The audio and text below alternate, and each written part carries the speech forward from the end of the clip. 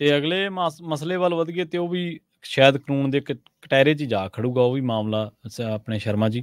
ਪੰਜਾਬ ਸਰਕਾਰ ਦੀ ਕਹਿੰਦੇ ਸ਼ਿਕਾਇਤ ਕਰਤੀ, ਨਵਜੋਤ ਸਿੱਧੂ ਨੇ ਕਰ ਵੀ NGT ਨੂੰ ਦਿੱਤੀ ਹੈ। ਔਰ ਕੀਤੀ ਵੀ ਮਾਈਨਿੰਗ ਦੀ ਹੈ ਜੀ। ਅੱਛਾ, ਠੀਕ ਹੈ ਜੀ। ਉਹ ਮਾਈਨਿੰਗ ਜਿਹੜੀ ਕਹਿੰਦੇ ਸੀ ਸਾਡੇ ਆਉਂਦੇ ਹੀ ਖਜ਼ਾਨਾ ਭਰੂਗੀ ਤੇ ਸਾਡੇ ਆਉਂਦੇ ਹੀ ਗੈਰ ਕਾਨੂੰਨੀ ਮਾਈਨਿੰਗ ਬੰਦ ਹੋ ਜੂਗੀ। ਪ੍ਰਵੀਨ ਜੀ, NGT ਦੇ ਕੋਲ ਨਵਜੋਤ ਸਿੰਘ ਸਿੱਧੂ ਜੀ ਪੰਜਾਬ ਦੀ ਮਾਈਨਿੰਗ ਦਾ, ਪੰਜਾਬ ਦੀਆਂ ਨਦੀਆਂ ਦਾ, ਪੰਜਾਬ ਦੀਆਂ ਖੱਡਾਂ ਦਾ, ਰੇਤ ਦਾ, ਕ੍ਰੈਸ਼ਰਾਂ ਦਾ, ਮਸ਼ੀਨਰੀ ਦਾ, ਉਹ ਸਾਰਾ ਹਵਾਲਾ ਲੈ ਕੇ ਪਹੁੰਚੇ। ਉਹ ਕਹਿੰਦੇ ਜੀ ਉਸੇ ਤਰ੍ਹਾਂ ਮਾਈਨਿੰਗ ਹੋ ਰਹੀ ਆ, ਉਸੇ ਤਰ੍ਹਾਂ ਕ੍ਰੈਸ਼ਰ ਕੰਮ ਕਰ ਰਹੇ ਨੇ, ਉਸੇ ਤਰ੍ਹਾਂ ਮਸ਼ੀਨੀ ਰੇਤਾ ਬਜਰੀ ਸਾਰਾ ਕੁਝ ਕੱਢ ਕੇ ਨਦੀਆਂ ਸਾਡੀਆਂ ਖਾਲੀ ਕਰ ਰਹੀ ਹੈ। ਉਹਦੇ ਜਿਹੜੇ ਪੁਲ ਨੇ ਉਹਨਾਂ ਦੇ ਥੱਲਿਓਂ ਪਿੱਲਰ ਰੋਡੇ ਕਰ ਰਹੀ ਹੈ। ਤੇ ਇਹ ਵੱਡਾ ਪੰਜਾਬ ਦੇ ਨਾਲ ਧੱਕਾ। ਕਹਿੰਦੇ ਜੀ ਉਸ ਜਿਹੜੇ ਇਲਾਕੇ ਚੋਂ ਨਦੀਆਂ ਲੰਘਦੀਆਂ ਨੇ ਤੇ ਉੱਥੇ ਤਾਂ ਹੜ੍ਹ ਆਉਣ ਦਾ ਖਤਰਾ ਖੜਾ। ਅੱਛਾ, ਬਿਲਕੁਲ ਜੀ। ਜਦੋਂ ਤੁਸੀਂ ਰੇਤਾ ਹੀ ਨਹੀਂ ਛੱਡਣਾ, ਉੱਥੋਂ ਕਿਨਾਰੇ ਹੀ ਨਹੀਂ ਛੱਡਣੇ, ਤਾਂ ਫਿਰ ਪਾਣੀ ਕਿਤੇ ਤਾਂ ਜਾਊਗਾ। ਦਰਖਤ ਤੁਸੀਂ ਨਹੀਂ ਛੱਡੇ। ਸੋ ਇਸ ਲਈ ਕਹਿੰਦੇ ਜੀ ਕਿ ਇਹ ਵਰਤਾਰੇ ਦੇ ਖਿਲਾਫ ਮੈਂ ਇੱਕ ਪੂਰੀ ਰਿਪੋਰਟ ਤਿਆਰ ਕਰਕੇ NGT ਨੂੰ ਸੌਂਪੀ ਔਰ ਬਕਾਇਦਾ ਅਦਾਲਤੀ ਹਵਾਲਾ ਹੈ ਸ਼ਾਇਦ ਉਹਦੇ ਵਿੱਚ, ਮੈਨੂੰ ਜੋ ਜਾਣਕਾਰੀ ਮਿਲੀ ਹੈ। ਪਿਛਲੇ ਦਿਨ ਤੁਹਾਡੇ ਧਿਆਨ ਚ ਆਉਣਾ ਕਿ ਰੋਪੜ ਦੀ ਮਾਈਨਿੰਗ ਨੂੰ ਲੈ ਕੇ ਅਦਾਲਤ ਨੇ ਖਾਸੀਆਂ ਪੁਲਿਸ ਅਧਿਕਾਰੀਆਂ ਤੱਕ ਨੂੰ, ਪ੍ਰਸ਼ਾਸਨਿਕ ਅਧਿਕਾਰੀਆਂ ਤੱਕ ਨੂੰ ਕਟਹਿਰੇ 'ਚ ਖੜਾ ਕੀਤਾ ਸੀ ਜੀ ਜੀ। ਤੇ ਉਹਦਾ ਵੀ ਇਹਦੇ ਵਿੱਚ ਹਵਾਲਾ, ਰੋਪੜ ਦੇ ਹਵਾਲੇ ਨਾਲ ਵੀ ਇਹ ਖਬਰ ਹੈ ਕਿ ਹਾਂ ਭਾਈ ਰੋਪੜ ਜ਼ਿਲ੍ਹੇ ਦੇ ਵਿੱਚ, ਰੋਪੜ ਸਾਡੇ ਸਿੱਖਿਆ ਮੰਤਰੀ ਸਾਹਿਬ ਦਾ ਹਲਕਾ ਹੁੰਦਾ ਜਿਹੜਾ ਕਿਸੇ ਸਮੇਂ ਆਪ ਵੀ ਮਾਈਨਿੰਗ ਮੰਤਰੀ ਰਹੇ ਨੇ। ਸੋ ਉਹ ਸਾਰੀ ਬੈਲਟ ਉਹਨਾਂ ਦੇ ਖੇਤਰ ਚ ਆਉਂਦੀ ਆ, ਨੰਗਲ, ਅਨੰਦਪੁਰ ਸਾਹਿਬ, ਰੋਪੜ, ਇਹ ਇੱਧਰ ਨੂੰ ਹੈ ਨਾ। ਪਰ ਸਵਾਲ ਨਵਜੋਤ ਸਿੱਧੂ ਨੇ ਇੱਕ ਜਿਹੜਾ ਖੜਾ ਕੀਤਾ, ਉਹਦੇ ਲਈ ਉਹਨਾਂ ਦੇ ਸਮੇਂ ਵਾਲੀ ਸਰਕਾਰ ਵੀ ਵਿੱਚ ਕਟਹਿਰੇ ਚ ਆਉਂਦੀ ਆ ਨਾਲ। ਠੀਕ ਹੈ। ਉਹ ਕਹਿੰਦੇ ਮਾਈਨਿੰਗ ਰੁਕ ਨਹੀਂ ਰਹੀ। ਇਹਦਾ ਮਤਲਬ ਮਾਈਨਿੰਗ ਪਹਿਲਾਂ ਵੀ ਹੁੰਦੀ ਸੀ ਜੀ। ਪ੍ਰਵੀਨ ਜੀ, ਆਪਣੇ ਨਾ ਇੱਕ ਆਮ ਤੌਰ ਤੇ ਜੇ ਕਿਸੇ ਘਰ ਚ ਚੋਰੀ ਹੋ ਜਾਵੇ, ਹਾਂਜੀ, ਤਾਂ ਆਪਣੇ ਕਹਿੰਦੇ ਆ ਕਿ ਫਲਾਣਿਆਂ ਦੇ ਘਰੇ ਚੋਰੀ ਹੋ ਗਈ, ਲੈ ਵੀ ਗਹਿਣਾ ਟਕਾ ਪੈਸਾ ਲੈ ਗਏ, ਹੈ ਨਾ। ਬਿਲਕੁਲ। ਫਿਰ ਕਈ ਵਾਰ ਹੁੰਦਾ ਕਿ ਲੈ ਭਾਈ ਫਲਾਣੇ ਦੇ ਘਰੇ ਤੀਜੀ ਵਾਰ ਚੋਰੀ ਹੋ ਗਈ, ਉਹਨਾਂ ਦੇ ਘਰੇ ਵਾਰ-ਵਾਰ ਚੋਰੀ ਹੋ ਰਹੀ ਹੈ। ਹੁਣ ਜਦੋਂ ਇਹ ਵਰਤਾਰਾ ਹੁੰਦਾ ਤਾਂ ਪਹਿਲੀ ਵਾਰ ਜਦੋਂ ਚੋਰ ਆਉਂਦੇ ਨੇ ਤਾਂ ਉਹ ਸਿੱਧੇ ਲੋਕਰ ਨੂੰ, ਅਲਮਾਰੀਆਂ ਨੂੰ, ਗਹਿਣੇ ਟਕੇ ਨੂੰ, ਪੈਸੇ ਧੇਲੇ ਨੂੰ, ਇਹੋ ਜਿਹੀਆਂ ਚੀਜ਼ਾਂ ਨੂੰ ਹੱਥ ਪਾਉਂਦੇ ਨੇ। ਫਿਰ ਜਦੋਂ ਉਸੇ ਘਰ 'ਚ ਦੂਜੀ ਵਾਰ ਚੋਰੀ ਹੋਊਗੀ ਤਾਂ ਫਿਰ ਕਹਿੰਦੇ ਜੀ ਅਗਲੇ ਦਾ ਟੈਲੀਵਿਜ਼ਨ ਲੈ ਗਏ ਜੀ, ਭਾਂਡੇ ਲੈ ਗਏ ਜੀ, ਹੋਰ ਕੱਪੜੇ ਲੀੜੇ ਸਮਾਨ ਲੈ ਗਏ ਜੀ।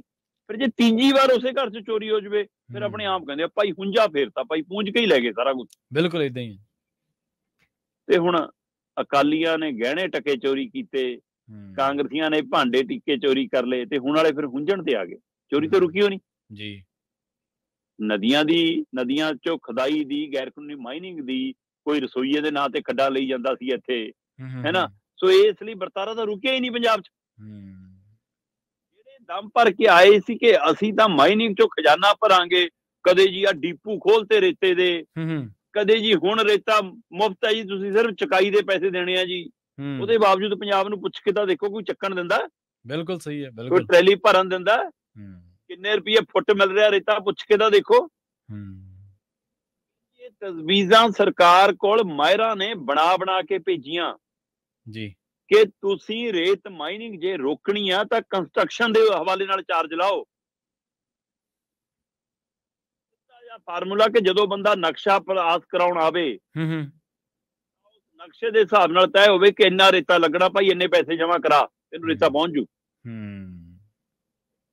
ਮਾਈਨਿੰਗ ਤਾਂ ਰੁਕੂਗੀ।